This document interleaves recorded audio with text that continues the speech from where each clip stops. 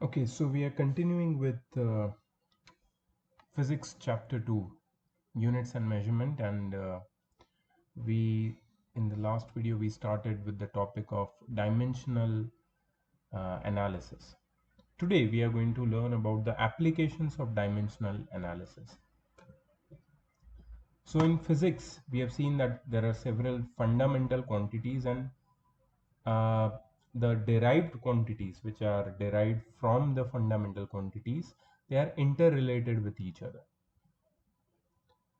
And there are some other quantities also which do not have any unit of measurement, and such quantities are called dimensionless quantities. The quantities which do not have any unit of measurement are called dimensionless quantities. Okay, so for the rest there is always some unit of measurement. So what are these dimensionless quantities? See, dimensionless quantities can be dimensionless variables or could be dimensionless constants, right? Dimensionless variable. Let me give you an example. Refractive index. Refractive index. So refractive index is a dimensionless variable. It has different values for different materials, right? Uh, so this is a dimensionless variable. But what about pi?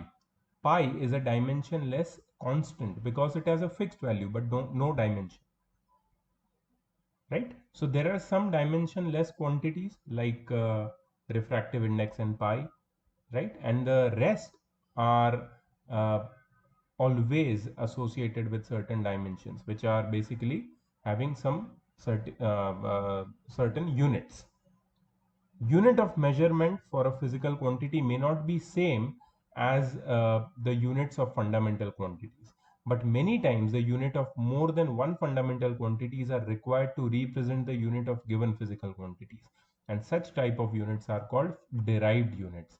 We know that any derived unit can be represented in terms of units corresponding to the fundamental quantities. तो जब हम ये derived units लिखते हैं तो हम उसको fundamental quantities के टर्म्स में लिखते हैं. So in symbolic form we can write the dimensional formula for same physical quantity. When we write derived unit of a physical quantity in terms of fundamental quantities, so in symbolic form we can write the dimensional formula for the same physical quantity. Okay, physical quantities having same unit of measurement will also have same dimensional formula. We know that physical quantities having same units can be added or subtracted, and we can say that physical quantities having same dimensions can also be added or subtracted. तो यहाँ पे कुछ चीजें वो लोग ने बता दी है. Let's separate them one by one. पहले तो ये लोग बोल रहे हैं कि जब भी हम डिराइव्ड यूनिट लिखते हैं किसी भी फिजिकल क्वांटिटी का, तो in terms of units of fundamental quantities ही लिखते हैं. ठीक है, तो सिंबॉलिक फॉर्म में हम लोग डायमेंशनल फॉर्मूला लिख सकते हैं for the same physical quantity. ठीक है, तो हम लोगों को उसका डिराइव्ड यूनिट लिखने की जरूरत नहीं. अगर हम लोग डायमेंशनल फॉर्मूला के टर्म्स में भी रिप्रेजेंट करें वो डिराइव्ड क्वांटिटी को, तो it is fair. Physical quantities having same unit of measurement will also have same dimensional formula. दो अलग अलग फिजिकल क्वांटिटी है, उन दोनों का यूनिट ऑफ मेजरमेंट सेम है, उनका डायमेंशनल फॉर्मूला भी सेम रहेगा. और ऐसी फिजिकल क्वांटिटीज जिसका यूनिट सेम है उनको एडेड और सब्ट्रैक्टेड किया जा सकता है. तो हम लोग ये भी बोल सकते हैं कि फिजिकल क्वांटिटीज जिसका डायमेंशन सेम है उसको भी ऐड या सब्ट्रैक्ट कर सकते हैं. अच्छा, डिवीजन या मल्टीप्लिकेशन तभी पॉसिबल होगा, division and multiplication is possible between physical quantities having different unit of measurement. मतलब डिवीजन और मल्टीप्लिकेशन तुम कभी भी कर सकते हो, एडिशन और सब्ट्रैक्शन के लिए यूनिट्स और डायमेंशन सेम होने चाहिए. In such a case of multiplication and division, units are treated like ordinary algebraic symbols. ठीक है, अगर तुम डिवीजन या मल्टीप्लीकेशन कर रहे हो तो यूनिट्स मल्टीप्लाई या डिवाइड हो जाएंगे, just like algebraic symbols. Identical units in the numerator and denominator can be cancelled, and similarly we can treat the dimensions of physical quantity also. मतलब dimensions को भी हम cut out या cancel out कर सकते हैं. So dimensional analysis can be helpful in checking the derivations, dimensional consistency or homogeneity of mathematical expression representing relationships among physical quantities. ये सारे applications है dimensional analysis के. क्या क्या बोला उन्होंने? चेकिंग डेरिवेशंस, हम लोग डेरिवेशंस को चेक कर सकते हैं डायमेंशनल एनालिसिस को यूज करके. ठीक है, तो ये सारे जो ऑपरेशंस उन्होंने बताया कि डिराइव्ड यूनिट का जो यूनिट्स लिखते हैं हम लोग फंडामेंटल क्वांटिटीज के टर्म्स में, तो डायमेंशनल फार्मूला भी उनका फंडामेंटल क्वांटिटीज के टर्म्स में हम बना सकते हैं. ठीक है, अगर दो फिजिकल क्वांटिटीज का सेम यूनिट ऑफ मेजरमेंट है तो सेम डायमेंशनल फार्मूला भी होगा, और ऐसे फिजिकल क्वांटिटीज को हम ऐड या सब्ट्रैक्ट कर सकते हैं. लेकिन कोई भी दो फिजिकल क्वांटिटीज को हम मल्टीप्लाई या डिवाइड कभी भी कर सकते हैं, और उनका जो सिंबल्स होंगे उनके या तो यूनिट्स के या तो डायमेंशंस के, उनको हम एल्जेब्रिकली ट्रीट कर सकते हैं. सो ये सारी चीज़ें ऑपरेशंस करके we can check the derivations of certain quantities. We can check the dimensional consistency of certain units or formulae of certain quantities. Homogeneity of mathematical expressions को check कर सकते हैं, which represents the relationship among physical quantities. तो ये तीन basically applications है dimensional analysis के, एक एक करके हमको पढ़ना है. सबसे पहले consistency of equation, dimensional consistency of equation हम लोग पढ़ेंगे. तो हमको ये बात पता है कि physical quantities, those physical quantities those physical quantities which have same dimensions, those physical quantities which have same dimension can only be added or subtracted from each other, or we can say that only similar quantities can be added or subtracted from each other. Similar quantities का मतलब क्या है? जिसका dimension same है उसको ही तुम add या subtract कर सकते हो. ठीक है, हम लोग फॉर एग्जाम्पल लेंथ और एरिया को ऐड या सब्ट्रैक्ट नहीं कर सकते, कैन नॉट ऐड और subtract length and area because they don't have same units, they don't have same dimensions also. Similarly force and velocity को ऐड या सब्ट्रैक्ट नहीं कर सकते, मल्टीप्लाई कर सकते हो. वॉल्यूम और टेम्परेचर को ऐड या सब्ट्रैक्ट नहीं कर सकते, मल्टीप्लाई कर सकते हो. सो ये सिंपल कॉन्सेप्ट जो है ना, that is known as principle of homogeneity of dimensions in an equation. ठीक है, इसको बोलते हैं principle of homogeneity of dimension of an in an equation. One can check the correctness of an equation with the help of principle of homogeneity of dimension. कोई भी अगर equation तुम्हें दिया है, ठीक है, they have given you certain equation, ठीक है, तो प्रिंसिपल ऑफ होमोजीनिटी जो हमने अभी देखा, दैट सिमिलर क्वांटिटीज को ही हम ऐड या सब्ट्रैक्ट कर सकते हैं, ये कॉन्सेप्ट को यूज करके, ये प्रिंसिपल ऑफ होमोजीनिटी को यूज करके हम एक इक्वेशन की करेक्टनेस को चेक कर सकते हैं. अगर dimensions of all terms in an equation are not same, अगर डायमेंशन सेम नहीं है तो तुम्हारा इक्वेशन गलत है. ठीक है, for example suppose we have written force in terms of several other physical quantities. एक एग्जाम्पल दे रहे हैं, फोर्स को दूसरी फिजिकल क्वांटिटीज के टर्म्स में रिप्रेजेंट कर रहे हैं. In such a case when an individual dimension of other side of the expressions are simplified following algebraic rules, then the final remaining dimension must be that of the force. If some equation is describing speed in terms of some other physical quantities, then the dimension on both the side of equation must be L t raised to minus 1. ठीक है, एक example लिया है, centripetal force का example लिया है. Centripetal force का formula तुम पढ़ने वाले हो आगे सर्कुलर मोशन नाम के टॉपिक में. Centripetal force is mv square by r.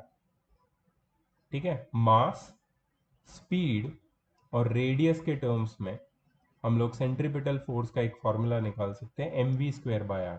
अब हम लोग को चेक करना है कि ये फॉर्मूला डायमेंशनली करेक्ट है कि नहीं. ठीक है, so f is equal to M V square by R. तो एफ है तुम्हारा फोर्स, ठीक है, force is mass into acceleration, so M raise to 1, acceleration is metre per second square, L raise to 1, T raise to -2। ये क्या है, dimensions of the left hand side. What about the right hand side?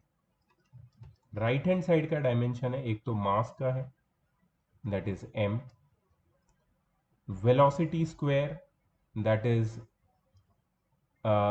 Metre per second, that is length, l raised to 1, t raised to -1, the whole raised to 2 upon the radius which is basically length again।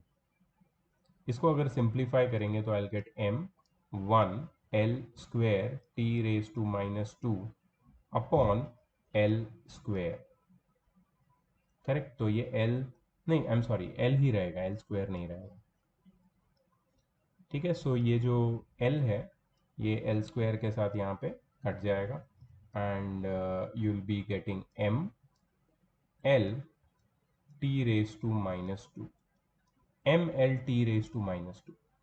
क्या था L H S? M L T raise to -2, ठीक है। तो L H S और R H S के dimensions अगर हमने solve किया तो ये जो इक्वेशन है उसकी होमोजिनिटी हमने वेरीफाई कर ली, मतलब ये इक्वेशन करेक्ट है। प्रिंसिपल ऑफ होमोजिनिटी इस इक्वेशन पे अप्लाई हो सकता है। सो दिस इक्वेशन और this formula for force is absolutely correct, ठीक है। डायमेंशनल फॉर्मूला इसका करेक्ट है। We can see that dimensions on the right side of the above equation is same as for the left side, ठीक है। वो लोग ने और एक इक्वेशन लिया है, s is equal to ut plus half at square। you all know this equation, second equation of motion। इसमें जो लेफ्ट हैंड साइड है उसके डायमेंशन है लेंथ के, राइट हैंड साइड में you have the dimensions, you have two terms ut plus half at square। let's simplify these two terms। so s is equal to ut plus half at square, इसमें LHS is displacement which has the dimension of length, RHS has two terms, that is ut plus half at square। ut is initial velocity, that is basically l t raised to -1 multiplied by time which is t, okay, plus, देखो क्योंकि multiplication में we just treat them like normal ordinary algebraic variables, right. Half a T square, इसमें half का तो कोई dimension नहीं है, half तो डायमेंशन लेस है, half is a dimensionless constant, ठीक है। तो हाफ की कोई डायमेंशन नहीं, उसको लिखने की जरूरत भी नहीं है। Acceleration metre per second square, ठीक है, multiplied by time square T square, ठीक है। अब यहाँ पे टी रेज टू -1 और टी कट जाएगा, यहाँ पे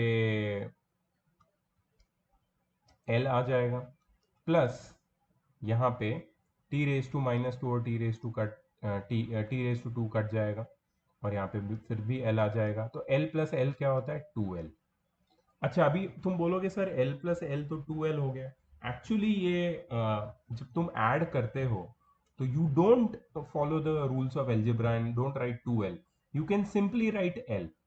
क्यों बताता हूं मैं तुम्हें। डायमेंशंस में what you are doing is you are adding two similar dimensions। if you add two similar dimensions, the nature of the new dimension which you will get is the same as the nature of each individual original dimension। मतलब ये जो दो length को add करोगे तो final जो answer आएगा उसका नेचर भी लेंथ का ही होगा। You are understanding? हम लोग यहाँ पे क्वांटिटी नहीं फिगर आउट कर रहे। अच्छा, और एक बात मैं तुम्हें बताता हूँ कि ये जो दो क्वांटिटीज है ये तभी ऐड हो सकती है जब उनका नेचर सेम है। तो डेफिनेटली ये दोनों का नेचर लेंथ का है, तो फाइनल क्वांटिटी का नेचर भी लेंथ का रहेगा, ठीक है। तो मतलब फाइनल तुम्हारा जो डायमेंशन है वो किसका है? लेंथ का। और LHS का डायमेंशन भी लेंथ का है, RHS का डायमेंशन भी लेंथ का है। So that what does this mean? This means that ये फॉर्मूला डायमेंशनली करेक्ट है। अब देखते हैं वो लोग ने क्या लिखा है, l प्लस एल को 2l लिखा है. We can see that all the terms of specified equation have same dimension. वो लोग ने ये बताया ही नहीं. So ut plus half at square l plus l remains l. ये बात क्लियर है. ठीक है. अब checking dimensional consistency is just one preliminary test for correctness of equation. मतलब ये जो हम लोग कोई भी इक्वेशन डायमेंशनली करेक्ट है कि नहीं, कंसिस्टेंट है कि नहीं, ये एक सिंपल टेस्ट है, प्रिलिमिनरी टेस्ट है. मतलब ये फाइनल टेस्ट नहीं है, प्रिलिमिनरी टेस्ट है. प्रिलिमिनरी मतलब इसको पहले ये टेस्ट करके ही तुम्हें आगे बढ़ना पड़ेगा. ठीक है. If a given equation is dimensionally inconsistent then it is for sure that the given equation is wrong. But we should be aware of the fact that if the given equation is dimensionally consistent, then it is not a guarantee that the equation is correct. We should be aware of the limitations behind this method. इसके limitation क्या है? For example, जब हमने s is equal to half ut plus half at square को check किया तो dimensionally correct है. लेकिन जब हम लोग ये जो टर्म है हाफ एटी स्क्वायर उसकी बात कर रहे थे, तो हाफ एटी स्क्वायर में क्या हमने हाफ के डायमेंशन चेक किए? अरे हाफ के तो कोई डायमेंशन ही नहीं होते. तो अगर हाफ की जगह उस इक्वेशन में तुम्हें लेट से 1/4 दे देते हैं, 1/4 एटी स्क्वायर, ये तो तुमने डिराइव किया हुआ इक्वेशन है इसलिए तुम्हें पता है कि हाफ एटी स्क्वायर ही आता है. लेकिन अगर कोई नया इक्वेशन होता जिसमें हाफ की जगह 1/4 दे देते, तो तुम्हें पता चलता कि वो करेक्ट है कि नहीं, वो फॉर्मूला, वो इक्वेशन. नहीं. क्यों? क्योंकि कुछ डायमेंशन लेस क्वांटिटीज होती है, उसकी कंसिस्टेंसी या वो उसका वेरिफिकेशन हम नहीं कर सकते. ठीक है. सो यहाँ पे ये लोग ने लिखा है, if you look at the equation from dimensional consistency then s is equal to ut is also correct and s is equal to half at square is also correct, and s is equal to ut plus half at square is correct too. But we know that only relation s is equal to ut plus half at square is correct. मतलब ये लोग बोल रहे हैं कि अगर तुम्हें equation में ऐसा कुछ दे देते कि s is equal to ut, तो तुम बोल देते हाँ ये तो करेक्ट है, डायमेंशनली करेक्ट है, क्योंकि दोनों के डायमेंशन लेंथ के हैं. अगर तुम्हें बोलते कि s is equal to half a t square है, तब भी तुम बोलते हाँ ये करेक्ट है. और अगर तुम्हें वो बोलते ut plus half a t square, तब भी तुम बोलते ये करेक्ट है. तो अगर तुम्हें बोलते ut प्लस एटी स्क्वायर, तब भी तुम बोलते करेक्ट है. अगर तुम्हें बोलते ut plus four eighty square, तब भी तुम बोलते करेक्ट है. लेकिन क्या ये सारे इक्वेशन करेक्ट है? नहीं. ये गलत है, ये गलत है, ये गलत है, ये गलत है, सिर्फ ये करेक्ट है. सो ये जो डायमेंशनल कंसिस्टेंसी हम जो ढूंढते हैं ये मेथड से, जो हमने अभी चेक की कि दोनों एलएचएस और आरएचएस के डायमेंशन को वेरीफाई करते हैं, वो श्योर शॉट गारंटी नहीं देता है तुम्हें कि कोई भी इक्वेशन 100% करेक्ट है या नहीं. उसकी गारंटी नहीं मिलती है इसमें. ठीक है. तो ये एक इसका लिमिटेशन है. तुम बोलोगे सर इसको अभी कैसे हम लोग करेंगे? कुछ नहीं कर सकते. इसका ये लिमिटेशन के साथ तुम्हें समझना पड़ेगा कि लिमिटेशन इसमें रहेगा कि कुछ डायमेंशन लेस कांस्टेंट के बारे में हम लोग नहीं बता सकते, प्लस कितनी टर्म्स है वो भी हम नहीं बता सकते. One more point here should be noted that constants multiplied in the equation are dimensionless, and hence we cannot say anything about the constant if any used in the equation. जैसे कि अगर f is equal to M V square by R, उसका dimension हमने check किया correct था. But अगर ये equation होता f is equal to seven M V square by R, ये भी डायमेंशनली करेक्ट होता. बट ये सेवन है कि नहीं उसके बारे में हम कुछ नहीं बोल सकते. So we should always remember that if a certain equation fails the test of dimensional consistency, then we can always say that the given equation must be wrong. But the reverse is not true.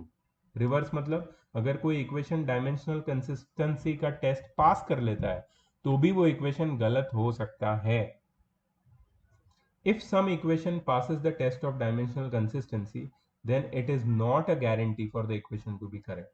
Dimensionally wrong equation is certainly wrong, but dimensionally correct equation may or may not be the correct equation. ठीक है. Check करें. check the dimensional consistency of the relation s is equal to ut plus half at square. हमने अभी किया था, ये dimensionally correct है. What about half mv square is equal to mgh? Half mv square किसका formula है? Velocity. और mgh sorry, half mv square kinetic energy and mgh potential energy. They are correct in some instances. They are equal in some instances. So are they dimensionally correct? ये दोनों energy के dimension दिखा सकते हैं. Let's check. LHS. LHS is half mv square. Half का कोई dimension नहीं है, m का डायमेंशन m, मास v का डायमेंशन है l, metre per second, right? So l square t raised to minus 2, m l square t raised to minus 2. RHS. RHS क्या है? m g h. m for mass, g for acceleration due to gravity, meter per second square. So l t raised to minus 2, और वापस यहाँ पे आ जाएगा height जिसका dimension है length का. So m l square t raised to minus 2. So LHS is equal to RHS है, यहाँ पे डायमेंशनली करेक्ट है फॉर्मूला. ठीक है. पॉइस्यूलीज इक्वेशन. पॉइस्यूलीज इक्वेशन तुम लोग को रेट ऑफ फ्लो बताता है.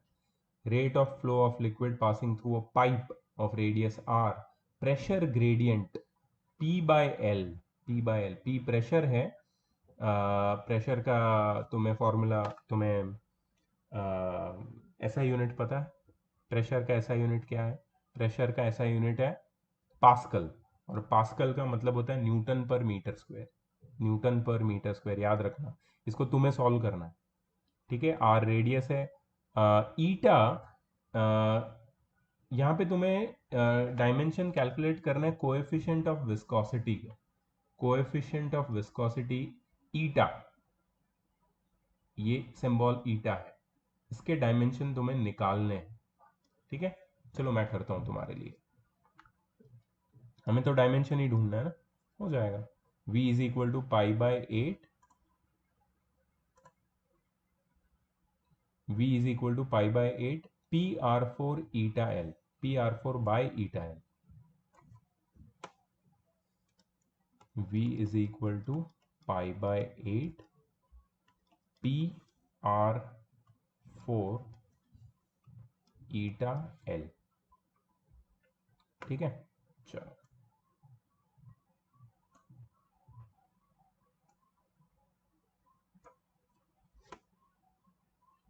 इजी है. पहले ईटा के टर्म्स में इक्वेशन बना देंगे. सो ईटा क्या हो जाएगा? ये तो डायमेंशनली करेक्ट है, फॉर्मूला ऐसा ही बोला है, ईटा के डायमेंशन निकालना. So eta is equal to pi P R raise to 4 upon 8 V L. ठीक है. इसमें पाई बाय 8 के तो कोई डायमेंशन नहीं है. What about the other quantities? Let's find their dimensions. So इसमें हम लोग सॉल्व कर रहे हैं RHS को. तो RHS में प्रेशर मैंने तुम्हें बताया, उसका ऐसा यूनिट है pascal. Pascal is newton per metre square. अब न्यूटन ऐसा यूनिट है फोर्स का, और उसका जो डायमेंशन है that is M L T raise to minus 2. M L T raise to minus 2. ये M L T raise to minus 2 ये किसका ऐसा किसके डायमेंशन से? फोर्स के. Per unit area, force per unit area that is newton per metre square. तो upon आ जाएगा L square multiplied by R raise to 4 will be L raise to 4. V that is metre per second. So L t raised to minus 1 multiplied by length that is again the length L. ठीक है. इसको simplify करते हैं. पहले तो ये L square और L4 को काट दो. यहाँ पे क्या आ जाएगा? L स्क्वायर आ जाएगा. ठीक है. M L into L square क्या हो जाएगा? L cube. L into L square L cube हो जाएगा. T रेज टू माइनस 2 हो जाएगा यहाँ पे. The whole upon L into L square again T raise to minus 1. ये एल स्क्वायर कटेगा ये एल क्यूब के साथ. ठीक है. टी रेज टू माइनस 1 ऊपर चला जाएगा. So M L T raise to minus 2 into T raise to 1. तो M L t raised to minus 1. m1 l1 t raised to minus 1. These are the dimensions of your eta, coefficient of viscosity eta. क्या है dimension? m1 l1 t raised to minus 1. Let's check. m1 l raised to minus 1, l raised to minus 1 कैसे आया? t raised to minus 1, कुछ तो गलती की है मैंने.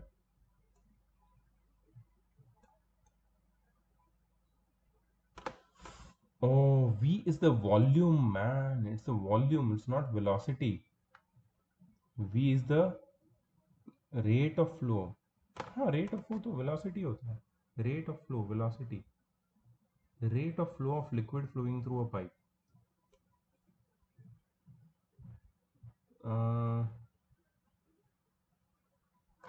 वो लोगों ने क्या लिया? Let's see.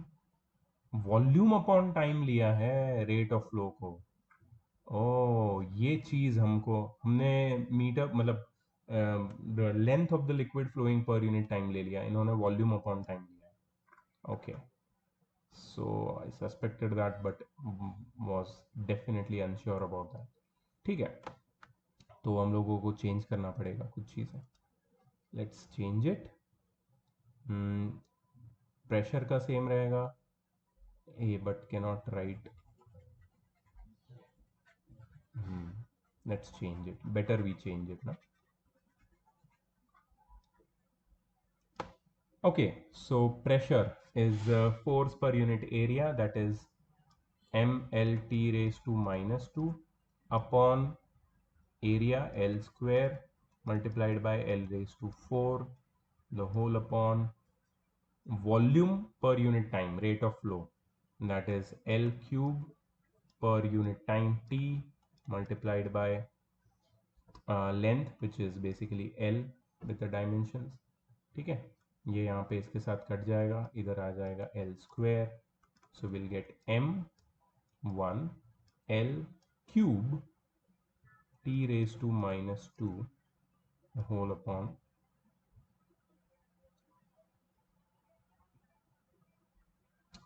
ये t ऊपर चला जाएगा, into t हो जाएगा, यहाँ पे जो नीचे वाला t है नीचे आ जाएगा L raised to 4.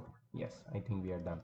so m1 L ये 4 ऊपर चला जाएगा, it'll be minus 1 and t raised to minus 1. yeah, that was the answer.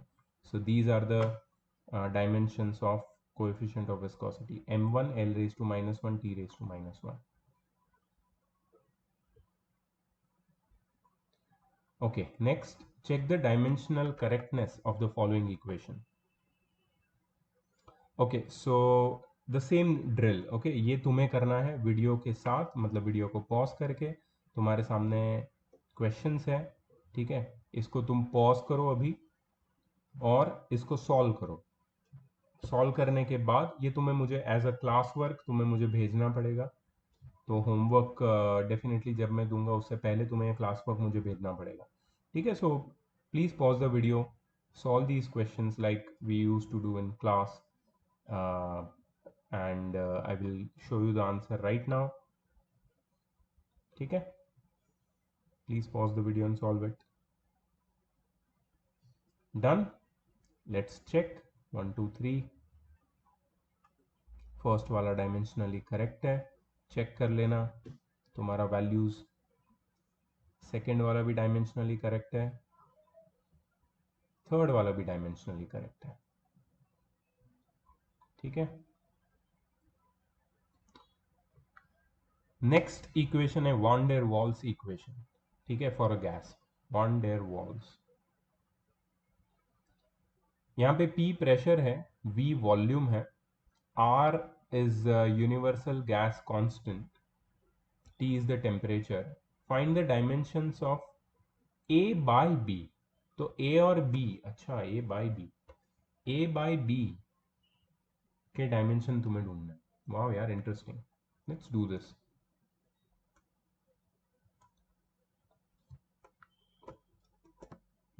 R is universal gas constant.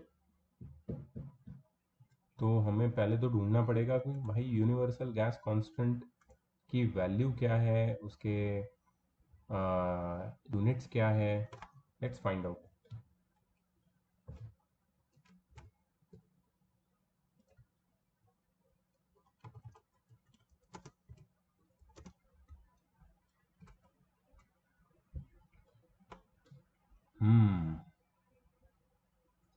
The gas constant R, उसकी वैल्यू है 8.314 जूल पर मोल केल्विन।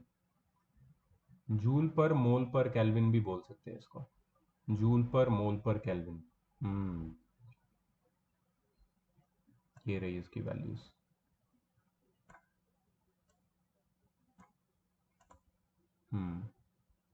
जूल पर मोल पर kelvin, ठीक है।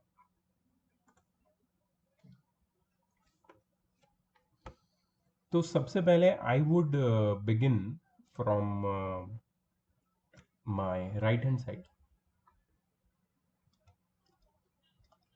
राइट हैंड साइड में क्या लिखा है, आर टी। आर क्या है, यूनिवर्सल गैस कांस्टेंट, जिसका ऐसा यूनिट क्या है, जूल पर मोल पर केल्विन। टेम्परेचर ऐसा यूनिट क्या है, केल्विन। अब देखो, टेम्परेचर और अमाउंट ऑफ सब्सटेंस ये दोनों फंडामेंटल क्वांटिटीज हैं, ठीक है। तो हम लोग इसको एज इट इज रखना पड़ेगा हमें इनको, ठीक है। बट एक चीज देखो, यहाँ पे केल्विन है और यहाँ पे पर केल्विन है, ये दोनों तो कट जाएंगे, तो जूल पर मोल आया, ठीक है। अभी जूल क्या है, जूल के डायमेंशंस क्या है, joule is the SI unit of energy या work done. Yes, work done. तो इसका फॉर्मूला है वर्क डन का force into displacement. So basically M L T raise to -2 multiplied by displacement का डायमेंशन है L, multiplied by mole, per mole है तो इसको हम लोग पर मोल ही रखेंगे। यू रिमेंबर हमने फंडामेंटल क्वांटिटीज के डायमेंशंस पढ़े थे। लेट्स लुक एट देम ना वंस, तो थोड़ा क्लैरिटी मिलेगा हमें। वो लोग ने बताए थे initially.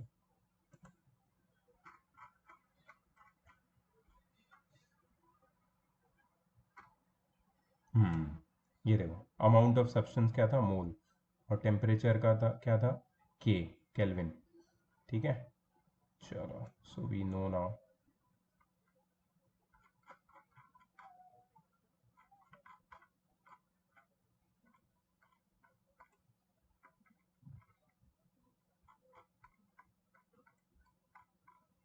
Yes. So force multiplied by length multiplied by per mole, ठीक है। ये सारे डायमेंशंस हो गए, इसको सिंप्लीफाई करते हैं। M L square T raise to -2 mole raise to -1, ये है डायमेंशंस किसके, राइट हैंड साइड के, ठीक है। अभी लेफ्ट हैंड साइड पे आते हैं और हमें किसके डायमेंशन निकालने, ए बाय बी के। That's where I feel that there will be some confusion, but anyways ना, let's try. So left hand side को जब हम ट्राई करेंगे, so we'll get P plus A by V square. V is the volume, bracket V minus B, pressure, volume, ये दो चीज़ें हैं left side में। ए और बी अननोन क्वांटिटीज है, ए और बी के ए बाय बी के डायमेंशन निकालने, ठीक है। तो ए बाय बी के डायमेंशन निकालने के लिए तुम्हें लगता है कि इसको सिंप्लीफाई करना पड़ेगा हमें? Before we put the dimensions, I think we should simplify them. You feel that? I think we should simplify them. Let's multiply ना, ये क्या बोलते हैं इसको, बाइनोमियल से दोनों। Let's multiply. So PV minus PB plus AV by V square, AV by V square minus AB by V square, ठीक है। तो ये जो V square वाली टर्म्स है इसको साथ में ले लें।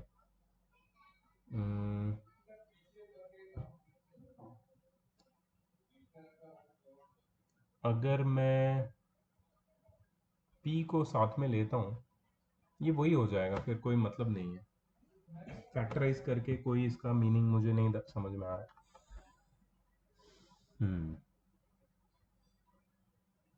ए बाई बी को कैसे भी साथ में हमें लाना पड़ेगा, A by B.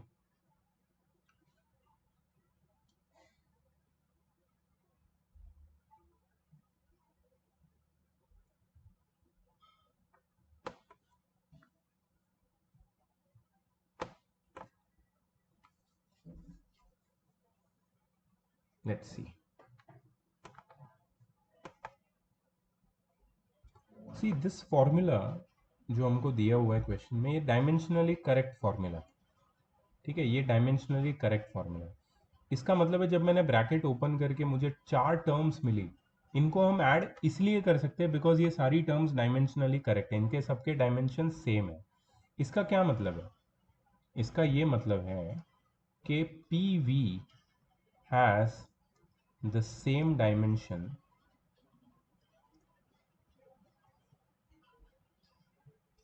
As P B. P V और पी बी के डायमेंशन सेम है ना, पी वी और पी बी के डायमेंशन सेम है, तभी तो उनको सब्ट्रैक्ट कर सकते हैं। ए की भी बात करूंगा मैं, पहले पीवी और पीबी की बात कर लेते हैं, ठीक है। So therefore dimensions of PV, ऐसे लिख सकते हैं ना हम लोग, डायमेंशंस ऑफ पीवी या is equal to dimensions of PB, correct. अच्छा, ये पी दोनों साइड से कट जाएगा, so dimensions of volume is equal to dimensions of B. What are the dimensions of volume? L cube, तो B के dimension मिल गए, एल क्यूब। अब हम ए के डायमेंशन ऐसे ही करके निकाल सकते हैं। अच्छा देखो, ए वाली कौन सी टर्म हम लेंगे, चलो ये दोनों टर्म लेते हैं, पी वी और A V by V square. So dimensions of P V is equal to dimension of A V by V square. तो यहाँ से v और ये v स्क्वायर का स्क्वायर कट जाएगा, ये v वो साइड चला जाएगा। So P V multiplied by v का जो डायमेंशंस है वो a के डायमेंशन से इक्वल होगा, तो डायमेंशन ऑफ a कितना हो जाएगा? प्रेशर का क्या डायमेंशन है? प्रेशर है force per unit area, so m l t raise to -2 multiplied by और upon L square that is multiplied by L raise to -2 multiplied by ये जो वॉल्यूम है उसका डायमेंशन कितना होगा, सॉरी मल्टीप्लाइड बाय ये वाला वॉल्यूम और मल्टीप्लाइड बाय ये वाला वॉल्यूम, मतलब L cube multiplied by L cube, सही है ना। ये प्रेशर के डायमेंशन आ गए, मल्टीप्लाइड बाय वॉल्यूम ये वाला मल्टीप्लाइड बाय ये वाला वॉल्यूम, ये हो गया ए का डायमेंशन। इसको सिंप्लीफाई कर लेते हैं, सो एम एज इट इज रहेगा, एल कितना है, देखो यहाँ पे एल है, यहाँ पे एल रेज टू -2 है और यहाँ पे L raise to 3, L raise to 3, powers को ऐड कर देते हैं, 3 + 3 6, 6 - 2 4, 4 + 1 5, so M L raise to 5 T raise to -2, M L raise to 5 T raise to -2, ये ए के डायमेंशन आ गए। अब हमें क्या ढूंढना है, the dimensions of A by B. Dimensions of A by B क्या हो जाएगा, M L raise to 5 T raise to -2, ये ए के डायमेंशन, और बी के डायमेंशन क्या है, एल क्यूब। तो इसका आंसर क्या आएगा, M L square T raise to -2, M L square T raise to -2, ये तुम्हारा आंसर है, ठीक है, करेक्ट। ओके, क्वेश्चन नंबर 5 क्या है, रूल आउट और एक्सेप्ट द फॉलोइंग फॉर्मूले for displacement y of particle undergoing periodic motion on the basis of dimensional arguments। सो वो लोग ने बोला है कि हमें या तो रूल आउट करना है या तो एक्सेप्ट करना है। रूल आउट मतलब रिजेक्ट, और एक्सेप्ट करना है रिजेक्ट या फिर एक्सेप्ट। और ये किसके फॉर्मूले हैं, फॉर्मूले for displacement y of a particle. इसका मतलब है ये जो पहला फॉर्मूला है that is y is equal to a sin 2 pi T by capital T. इसमें टी टाइम है और कैपिटल टी टाइम पीरियड है, दोनों का डायमेंशन सेम। ठीक है। ए, अच्छा what is A? A is maximum displacement of the particle. Capital T time period, small T time interval, V is the velocity of the particle. ठीक है, तो पहला वाला तो बिल्कुल सही है। देखो टाइम पीरियड और टाइम के डायमेंशन कट जाएंगे, टू डायमेंशन लेस है, मतलब I am sorry, sine 2 pi dimensionless constant है, और ए क्या है? मैक्सिमम डिस्प्लेसमेंट, और वाई क्या है? डिस्प्लेसमेंट। तो दोनों दोनों के डायमेंशन सेम है, तो ये तो डायमेंशनली करेक्ट है। ए कॉस वी टी, ये जो दो है ये तुम्हें चेक करना है कि क्या ये डायमेंशनली करेक्ट है या नहीं। अच्छा, इसमें याद रखना ओमेगा क्या है? Omega is angular velocity. Angular velocity, ठीक है। एंगुलर वेलोसिटी का दूसरा फॉर्मूला है, उसका यूनिट्स बता सकता हूँ मैं तुम्हें। एंगुलर वेलोसिटी इज रेडियंस पर सेकेंड, इसका यूनिट है रेडियंस पर सेकेंड। इस केस में रेडियंस पर सेकेंड काम आएगा कि नहीं आएगा? के, इसकी कुछ वैल्यू दी है क्या? दी हो, हाँ, angular speed of the particle and के इज डिस्प्लेसमेंट कांस्टेंट। मुझे सिर्फ लास्ट वाले में थोड़ा डाउट आ रहा है। बेसिकली ये मुझे क्या लग रहा है पता है, ये जो पूरा चीज है, it is nothing but angle. मतलब sine of this whole thing is sine of an angle. Sine of an angle is always a dimensionless constant, dimensionless constant. ठीक है, तो ये पूरा डायमेंशन लेस कांस्टेंट होने वाला है, और ए तुम्हारा डिस्प्लेसमेंट है, which is equal to the whole thing is equal to Y. So ये तो डायमेंशनली एग्री करेगा। तो एक बार वीडियो पॉज करके ना इसको प्लीज ट्राई करो, लास्ट के दो, इनफैक्ट सारे के सारे तीनों, वेदर ये डायमेंशनली करेक्ट है फॉर्मूले या फिर नहीं। Done, let's check. The first one is dimensionally correct, second वाला तो एक्सेप्टेबल नहीं है, रॉन्ग है। यस, देखो ओमेगा टी और के एक्स, ये दोनों को वो लोग ने सिंप्लीफाई किया है और उनका डायमेंशन जीरो है, they are dimensionless constant. तो यहाँ पे क्या लिखा है देखो, argument of sine is a sine function is dimensionless. Argument मतलब एंगल, साइन के आगे हमेशा एक एंगल लगाते हैं ना, तो sine of something is always sine of an angle which is always dimensionless. तो sine of that particular quantity is always dimensionless constant. So R H S का जो डायमेंशन है which is equal to L H S का dimension, dimensionally acceptable. Find the dimensions of A into B in the given equation. P power है, X distance है, T time है, ये तुम्हें करना है। You have to do this please. ये सारे तुम्हारे मैं अलग से होमवर्क नहीं दे सकता अभी बिकॉज टॉपिक बचा है, बट ये सारा तुम्हारा प्रैक्टिस है, इसके बिना we can not go ahead. Please pause the video and solve.